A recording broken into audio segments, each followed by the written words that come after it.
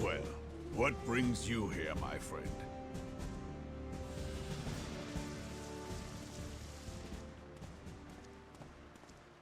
She is here at my behest. Greetings, Roban. It has been a while. Hilbert, you old scoundrel. When they told me you'd be visiting, I scarce believed my ears.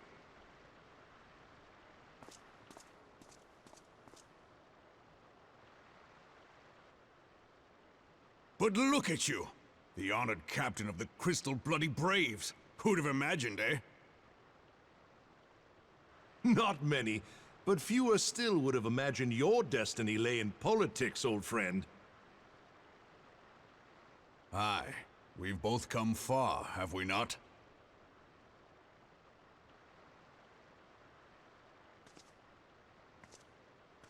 Lest you wonder, Hilbert and I go back a long way.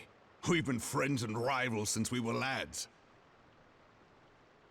The last time we saw each other, Alamigo had just fallen, so you can guess how many summers it's been. And in all that time, not a word from the fool. Ah, well, my dealings tended toward the modest and mundane, unlike some I could mention. As I hear it, no sooner did you reach Thanalan than the brass blades clapped you in irons and dragged you off to die on the blood sands. Being a stubborn sort, you won 1,000 matches and earned yourself a place in the people's hearts while you were about it.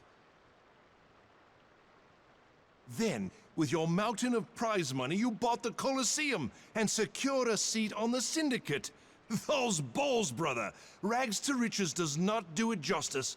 You're a hero to the common man. Pah! Spare me. I am no hero. If anyone is worthy of that title, it's our friend here.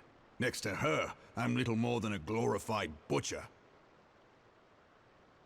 But you, Hilbert, you sell yourself short. By all accounts, you are an adventurer of some standing. I like to think that I did my part for the greater good. But if you're no hero, then I'm no adventurer, not in this company. Anyway.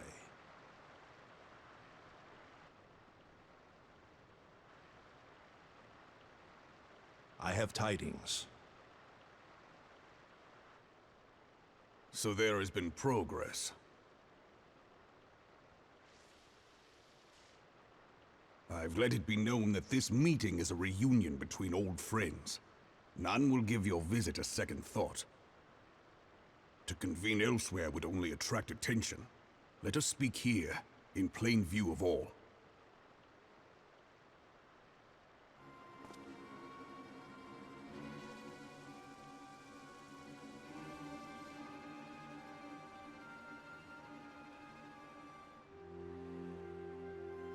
So it is we who have been compromised. Teleji Adeleji's machinations have shaken Ul'dah to her foundations. In such uncertain times, a man's loyalty may be bought for a fistful of gil.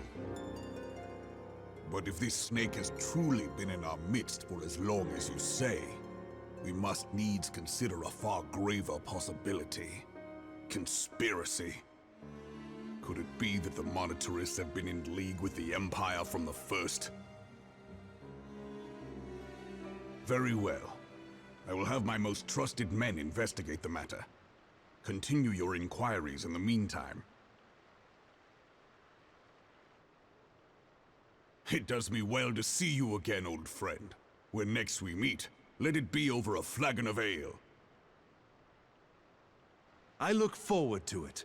Let us reminisce of bygone days, and drink to the future of our homeland.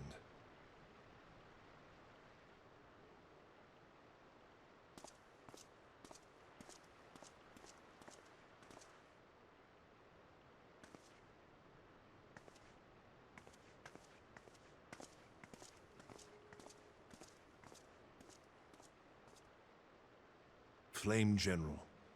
You wear the mantle well, old friend. I must work hard if I'm to keep up. Well, it would seem your services were not required after all. I dare say we have Roban's prudence to thank for that. Still, I was glad of your presence. My thanks, Scion.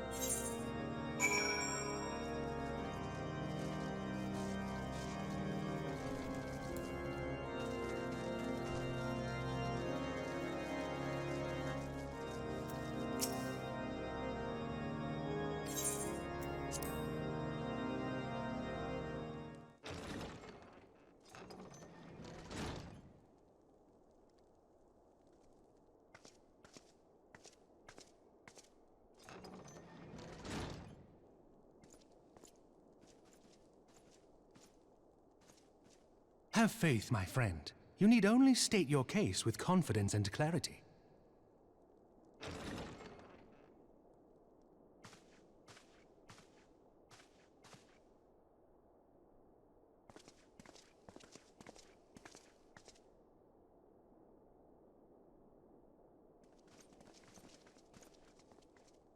Commander Leveilleur, it is both an honor and a pleasure to meet you. I am Aymeric, Lord Commander of the Temple Knights. Alphino Leveilleur, at your service. Your reputation precedes you, Sir Aymeric. I think we will find that we have much in common.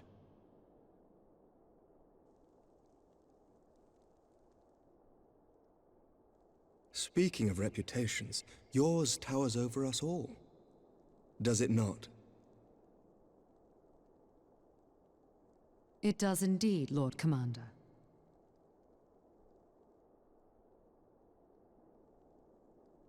I am not too proud to admit that I have followed your activities with an interest bordering on fascination. Full glad was I to learn that you would be joining us. Now then, shall we begin?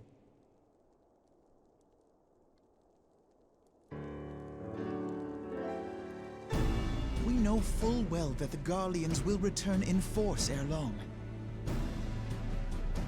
What is more, we have yet to achieve a lasting victory over the primal menace. The beast tribes continue to summon their gods, and each incarnation is stronger than the last. Ishgard is not immune to these threats. I must reiterate that it would behoove your nation to rejoin the Eorzean alliance. Once again, I must respectfully disagree. On what grounds? Despite their presence in Kurthus, the Ixal do not concern us. Their territorial claims pertain to Gridanian lands, and it is the people of Gridania whom they harry. Consequently, the Holy See judges this to be a Gridanian affair, and Ishgard does not intervene in the internal affairs of other nations. Even were that not the case, our forces are wholly committed to the Dravanian conflict. We have not the knights to spare. As for the Garleans, we are not ignorant of history. We have observed the rise and expansion of the Empire, and we agree that it is only a matter of time before they resume their campaign in Eorzea. Then surely it would be in our best interests to present a united front. Mayhap one day, but not yet. Gaius van Belsar is dead, and the legion of conscripts he left behind lacks the will to fight.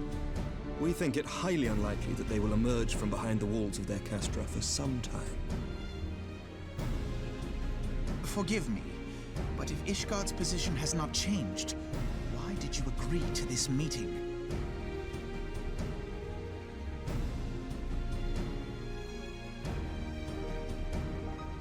It was not only as a representative of Ishgard that I came here. Pardon? It is not within my power to change Ishgardian policy, regardless of my personal feelings. There is, however, one area in which I may exert a measure of influence. Concerns have been raised over the supplies House Fortin has offered to Revenant's toll. These have led to calls for restrictions on the provision of aid to foreign powers. I can ensure that the shipments continue unabated. Sir Aymeric, we would be in your debt. No, you would not, for I require something in exchange.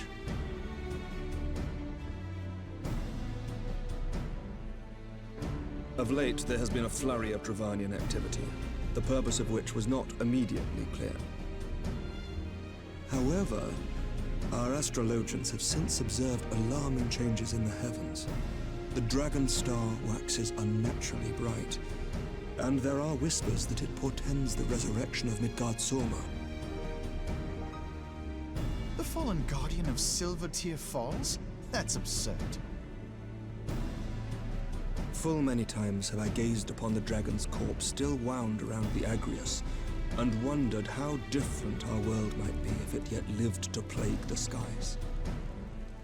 I do not know, and I do not wish to know, nor does any son of Ishgard.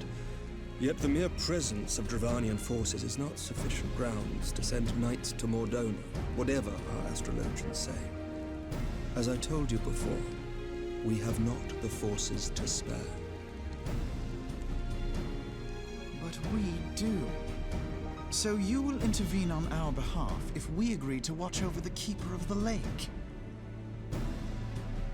Do you accept these terms? I do. I will see that you are kept abreast of any developments. I regret that we could not come to a similar agreement on other matters, but I understand that you are not at liberty to make such decisions. Nevertheless, I hope that what we have accomplished here today will serve to demonstrate to your countrymen that we can work together towards a common goal. Mayhap one day we shall look back on this moment as the first step towards a united Eorzea. Mayhap we shall, Commander.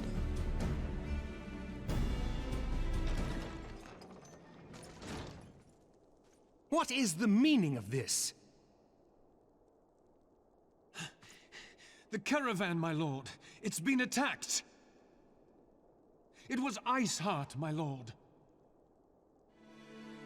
What? By the Fury? All our precautions were for naught?